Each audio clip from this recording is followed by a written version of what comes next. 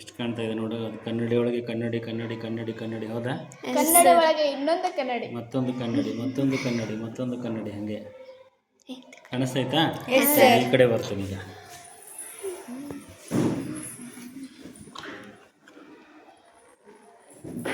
ಇಲ್ಲಿ ಬಿಡ.